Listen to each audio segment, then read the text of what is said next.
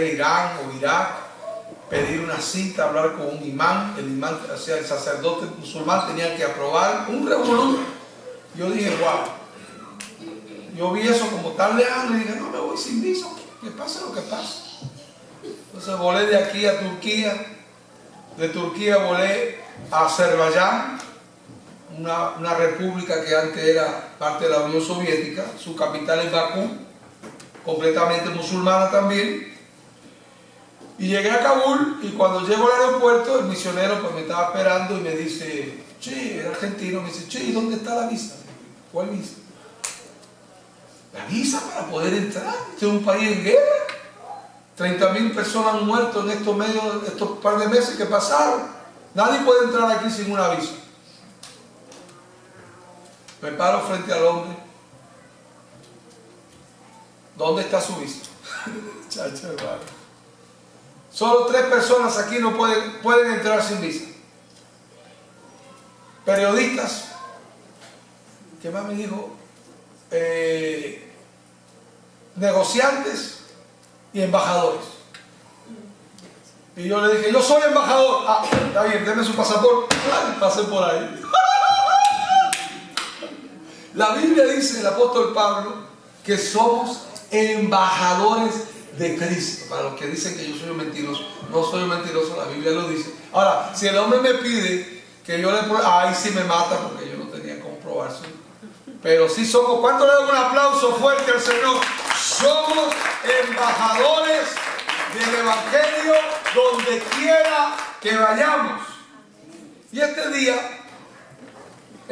dice Jesús, capítulo 3, versículo 16, respondió Juan diciendo a todos, yo la verdad os bautizo en agua, pero viene uno más poderoso que yo, de quien no soy digno de desatar la correa de su calzado. Él os bautizará en Espíritu Santo y fuego. Y aquí tengo yo, hoy sí vamos a estudiar la palabra del Señor, y le voy a pedir que usted agarre su papel y lápiz si lo tiene. Malaquías capítulo 3 versículo 1, donde el profeta Malaquías ve el momento convulsionado que tiene el pueblo de Israel por causa de la rebelión, por causa de todo lo que... Miren lo que dice el versículo 17 del capítulo 2. Habéis hecho cansar a Jehová con vuestras palabras y decís, ¿en qué hemos cansado? ¿En qué decís? Cualquiera que hace mal agrada a Jehová y en los tales se complace, o si no, ¿a dónde está Dios de justicia? Parece como que Dios le da la espalda al pueblo de Israel. Dios le hace la espalda porque alguien ha dicho que Israel se comportó como un niño malcriado, como un niño añoñado que se malcría y sabe que lo quiere y por eso aprovecha y empieza a hacer de las suyas. Pero tal vez con los padres eso, aunque no es bueno, pero con Dios no se puede hacer eso. ¿Sabe por qué? Porque la Biblia dice que Dios es amor, pero también es fuego consumidor. Y dice la Biblia que Dios es como un martillo que quebranta la piedra y como cincel con una punta de diamante. Quiere decir que puede romper cualquier metal, cualquier piedra. Así es Dios. Y el pueblo de Israel empezó a jugar con Dios. Y empezó a jugar con el amor y la misericordia de Dios hasta que Dios se acabó, le dijo. Y le cerró todo. Le quitó su dinero, le quitó su casa, le quitó su tierra y lo tiró de esclavo, lo mandó a Babilonia. Lo acabó, le quitó todo. Terrible, hermano. Es que nosotros a veces pensamos que somos demasiado inteligentes. Somos muy inteligentes. Pero déjame decirle que a Dios nadie le da la vuelta. Nadie le da la vuelta a Dios. Dios tiene todo bajo control. Y Dios hizo eso. Y dice, le envía un mensajero, el cual preparará el venido delante de mí, vendrá súbitamente a su templo el Señor, quien vosotros buscáis, y el ángel del pacto, a quien deseáis vosotros. Y aquí viene, ha dicho Jehová de los ejércitos. Estaba hablando de un profeta que iba a llegar al pueblo de Israel para enderezar, para llamar al arrepentimiento, y ese fue Juan el Bautista. Y aquí tengo el precedente, el libro de Lucas, capítulo 1. Hay un precedente muy interesante que prepara el camino para el nacimiento del profeta o el apóstol, Juan el Bautista, que fue el último profeta del Antiguo Testamento.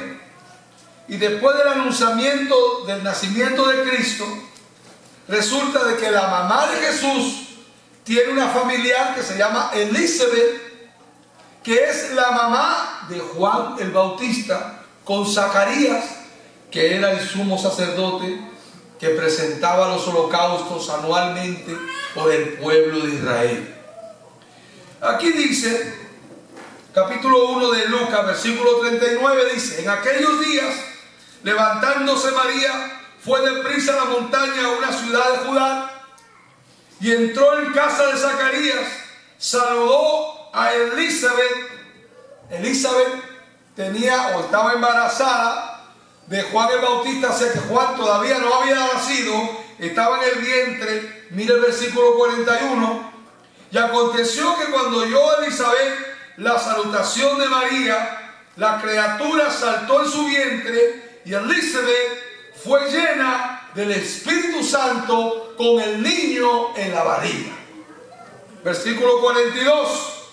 Y exclamó a gran voz y dijo: bendito tú entre las mujeres, bendito el fruto de tu vientre, porque se me concede a mí, a la madre de mi Señor, venga a mí. Está hablando de María, o que nosotros conocemos como la Virgen María, que venía a ver a Elizabeth, dice la madre de mi Señor, porque María también estaba embarazada.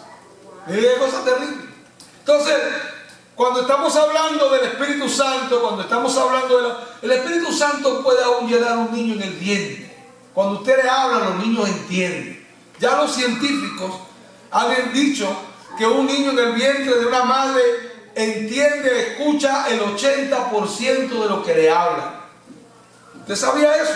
Ellos reaccionan al tacto, reaccionan al calor, al frío, saltan y dan sus brinquitos. Si saltan, el niño ya está en la capacidad. Ahora le pregunto, si un niño en el vientre de su madre puede recibir el Espíritu Santo, yo le pregunto, ¿usted puede? Un niño en el vientre de su madre puede recibir el poder del Espíritu Santo y pegar un brinco y plan. Usted que no tiene, o sea que no es un niño en el vientre, ¿usted puede? Amén. Claro que puede, hermano. Ahora, el problema es si tú quieres. El niño no tiene voluntad porque él no tiene registro, él no sabe, era como Adán cuando lo crearon, como un baby. Pero ya usted hoy sí tiene capacidad de juicio. Ya usted hoy puede decidir lo que quiere. Por eso el bautismo, cuando usted hace su decisión pública, es para que todo el mundo sepa que usted ha tomado una decisión de cambiar su vida, entregarse a Dios. Eso es algo personal. ¿Por qué lo hace? Porque ya usted tiene algo que es capacidad de decisión en su mente. Por eso, cuando nosotros en este mundo vivimos, Dios nos va a dar la oportunidad que usted oiga la palabra de Dios para que usted viva delante de Él, usted se salve, y el Señor hace eso. Abre, todo el mundo puede llegar, todo el mundo puede creer, pero no todo el mundo puede entrar en el cielo. El cielo tiene una puerta. Juan 10:10, Jesús dijo: yo soy la puerta, que por mí entrará y saldrá y hallará pasto y descanso para su alma. Jesús es la puerta, es la única puerta que usted puede conseguir para entrar. El apóstol Pablo le dice a Timoteo, porque es el único camino, el único fundamento, la cual podamos nosotros ser salvos en Cristo Jesús. Bueno, y el niño en su vientre, vuelvo a Juan el Bautista, dice que pegó un brinco. El versículo 45 del capítulo 1 de Lucas dice bienaventurada la que creyó, porque se cumplirá lo que fue dicho de parte del Señor. Entonces María dijo: engrandece mi alma, versículo 47, y mi espíritu se regocija en Dios mi Salvador. María, la madre de Jesús, no la madre de Dios, la madre de Jesús, porque a Dios nadie lo parió. Escuche, a Dios nadie lo parió. Dios es eterno. María es la madre de Jesús. Y sí, Jesús es Dios, correcto. ¿Está entendiendo, hermano? Entonces, versículo 47, y mi espíritu se regocija en Dios mi Salvador, porque ha mirado la bajeza de su siervo. Pues he aquí, desde ahora me dirán bienaventurada todas las generaciones, porque me ha hecho grandes cosas el poderoso, santo es su nombre. Y su misericordia es de generación en generación a los que le temen. Hizo proezas con su brazo, esparció a los soberbios en el pensamiento de sus corazones, quitó tronos, quitó de los tronos a los poderosos, exaltó a los humildes, a los hambrientos colmó de bienes, y a los ricos envió a los vacíos. Miren qué cosa terrible, qué cosa terrible. Hubieron 400 años de silencio. O sea que Dios se atribuló, se molestó con el pueblo de Israel, lo cortó, le quitó todo lo que tenía, y hubo 400 años sin profeta.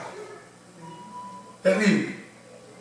400 años sin profeta.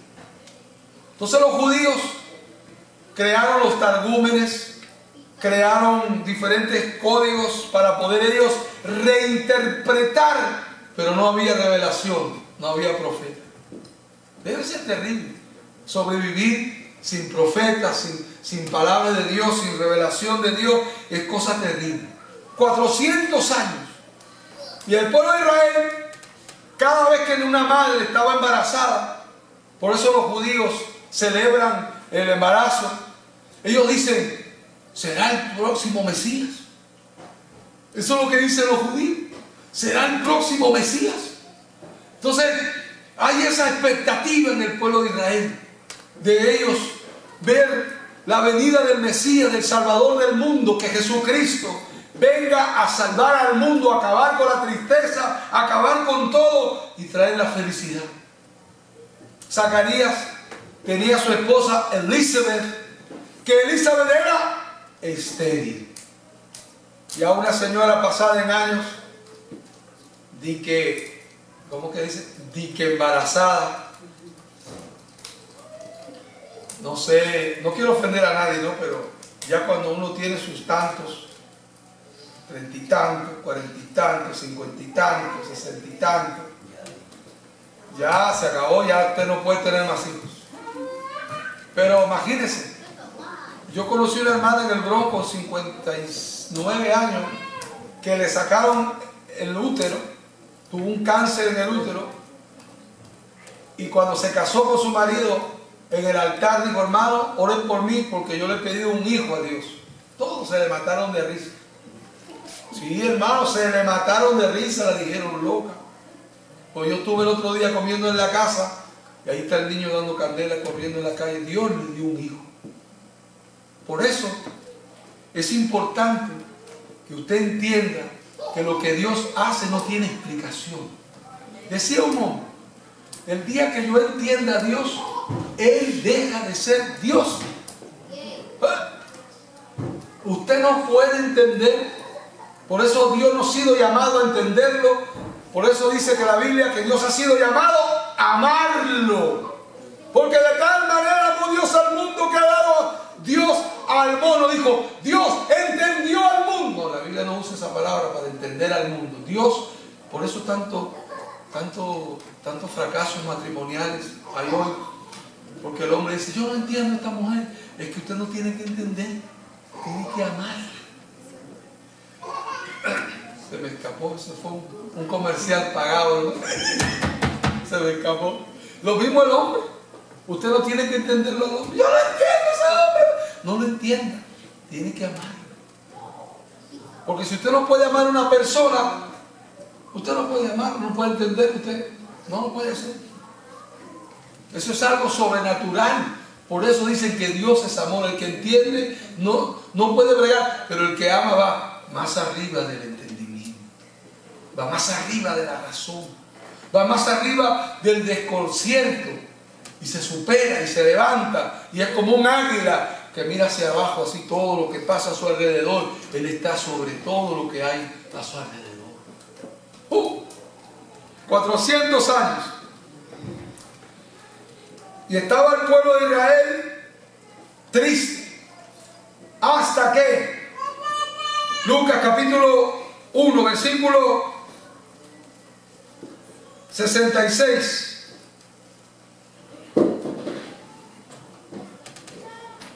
Y todos los que oían los guardas en su corazón decían: ¿quién pues será este niño? Y la mano de... ¿Sabe lo que pasó? Que Zacarías entró, y cuando entró adentro, Dios escogió a Zacarías para restaurar su contacto, su conexión, y volverles a hablar otra vez al pueblo de Israel. Y le dio como señal embarazar a su esposa Elizabeth. Y eso fue terrible. Estando él en el lugar santísimo, se demoraban y se demoraban.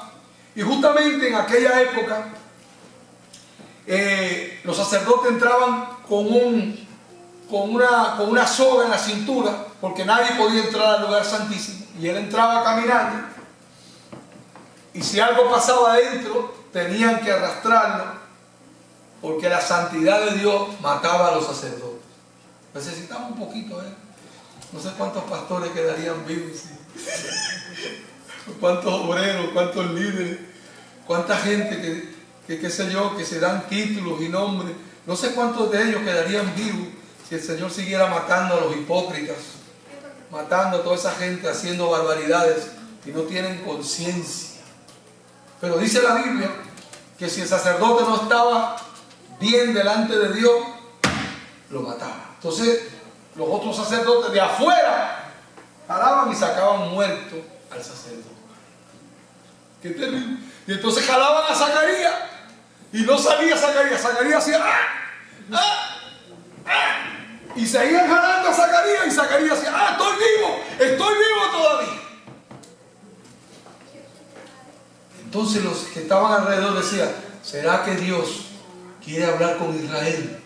Tiene un mensaje. Y el pueblo empezó a conmocionarse. La noticia pasar por toda la ciudad. Dios está haciendo algo extraordinario. Le está hablando al sacerdote. El sacerdote tenía una túnica, y abajo, alrededor de la punta de la túnica, tenía un bordón. Escuche bien: un bordón de lana y un cascabel de metal. Entonces, cuando caminaba el sacerdote, se sentía una armonía. Se sentía la armonía, y todo el mundo afuera del lugar santísimo escuchando. Se sentía esa armonía tremenda. Qué cosa hermosa. Mi pastor decía que los cascabeles de metal eran los dones del Espíritu Santo, y las bolitas de lana eran los frutos del Espíritu Santo. Es que un hombre que tiene dones, si no tiene frutos, no sirve. Es un arrogante, se siente poderoso.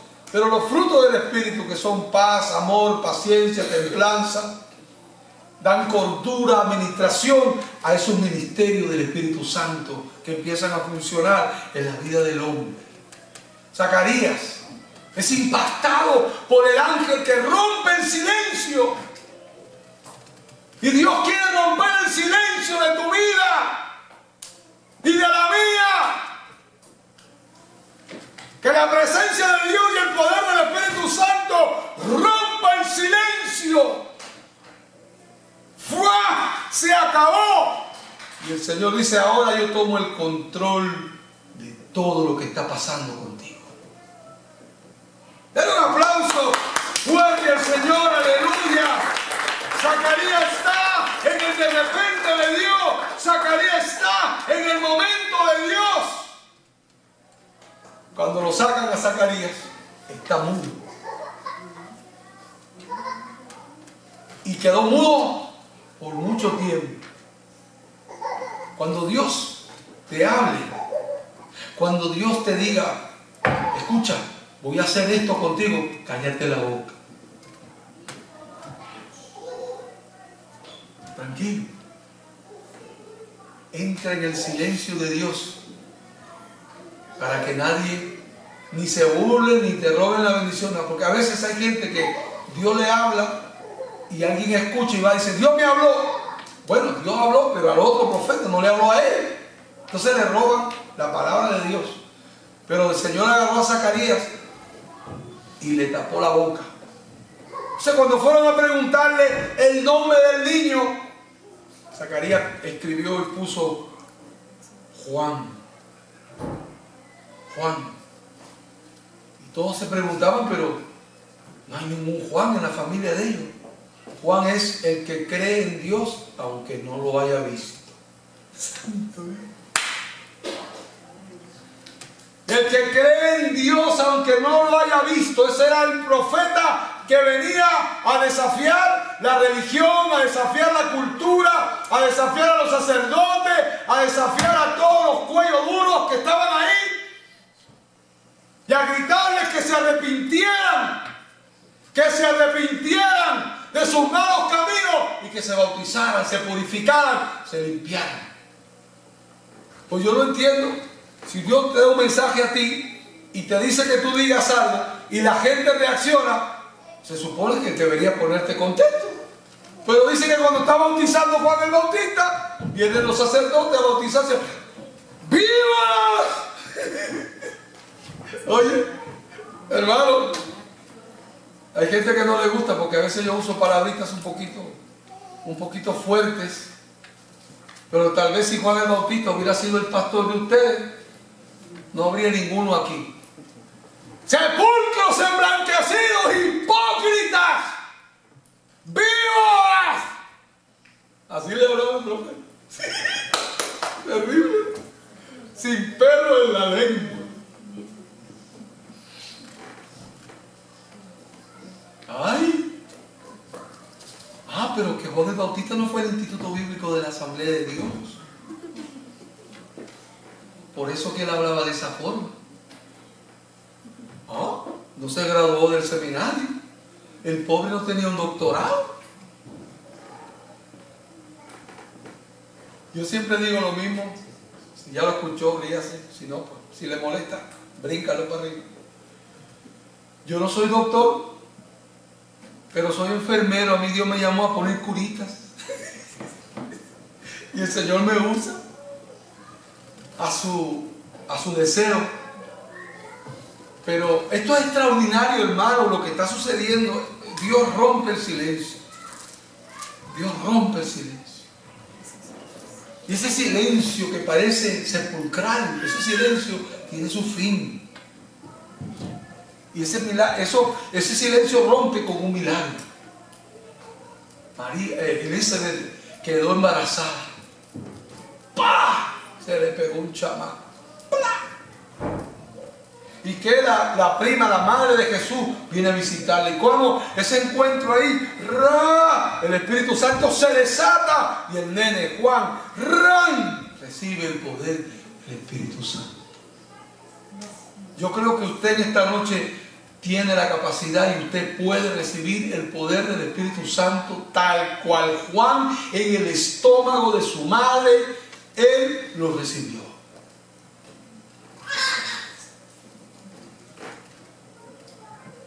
Wow. Otro viene después de mí. Respondió Juan diciendo: a todos yo la verdad bautizo en agua. Juan capítulo 1 hace una descripción de Jesús acerca a Perea. Si usted hace un mapa, no sé si, ¿dónde está el ingeniero? Si me puede conseguir un mapa de los tiempos de Jesús. Está el mar de Genezaret o el mar de Galilea, el mar muerto. Hay un río que une estos dos mares. Y Jesús iba a escuchar a Juan el Bautista. Iba a buscarlo entre Judea y Perea, en una esquinita, ahí estaba Juan, predicando terrible, hermano. ¡Arrepiéntanse! Y ahí esos mensajes teológicos, bíblicos que tiraba Juan el Bautista. Eran palos que tiraban. Y yo me acuerdo, cuando yo fui a Israel, decía uno de los que nos enseñaba ahí donde Juan bautizaba. Yo tuve la oportunidad de bautizar como unos 30 o 40 personas con el pastor Mercado, que fue conmigo, Henry Mercado. En los dos bautizamos ese día. Pero decía el hombre que el mensaje de Juan el Bautista era tan convincente, tenía un mensaje tan poderoso y tan tremendo, que dice que cuando Juan el Bautista predicaba ahí en ese río, la gente daba la vuelta a mirar a ver dónde estaba el Mesías, dónde venía el Mesías, que él lo decía con tanta vehemencia, con tanta convicción, que la gente creía que iba a venir por ahí. Es cosa tremenda. Yo creo que eso es algo muy importante, no solo decir lo que soy, sino creer lo que soy. Una vez estaba yo cruzando, venía de Brasil, pasaba por el Paso de los Libres, de Brasil a Argentina, y a mí me encantan los relojes, me encantan. Toda la vida me han gustado los relojes, me fascinan. Tengo a veces oro a Dios y le digo, wow, no te pido que me dé un reloj caro porque la gente va a pensar que estoy robando. Pero me encantaría un reloj. El otro día llamé a preguntar y creo que como 30,000 pesos. Dije que llegue mi cumpleaños, le dije. Que llegue mi cumpleaños. Entonces había un hombre vendiendo un reloj Seiko. Yo lo miré porque yo desde niño tengo mucho contacto con los relojes. Y era un, ¿cómo se dice? Los argentinos le dicen trucho. Falso. Okay. Era un reloj falso. Y el hombre vendía ese reloj y él lo levantaba. 100 pesos. Y todo el mundo le pagaba 100 pesos por ese reloj. Yo sabía que ese reloj no valía 5 pesos. Era un reloj falso. Pero a media cuadra había otro hombre vendiendo originales a 50 pesos y nadie se los compraba. Sí, me le acerco al hombre, al que estaba vendiendo los falsos, y le digo, che, ¿cómo vos podés vender esos relojes falsos a 100 pesos y el otro ni 20 pesos le quieren dar por esos relojes? Y él dijo esto: es que yo vendo los falsos como si fueran originales y él vende los originales como si fueran falsos. ¡Santo Dios! ¡Qué terrible! Y esas son las cositas que Juan el Bautista tenía cuando predicaba su mensaje y traía quebrantamiento, arrepentimiento. Mire que a un Herodes le tenía miedo.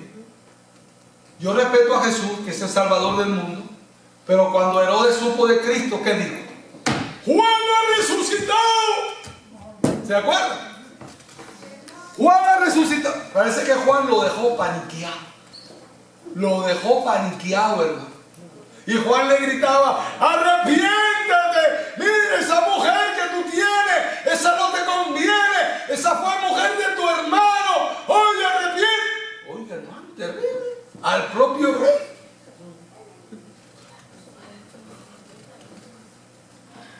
Esos eran los profetas de la Biblia.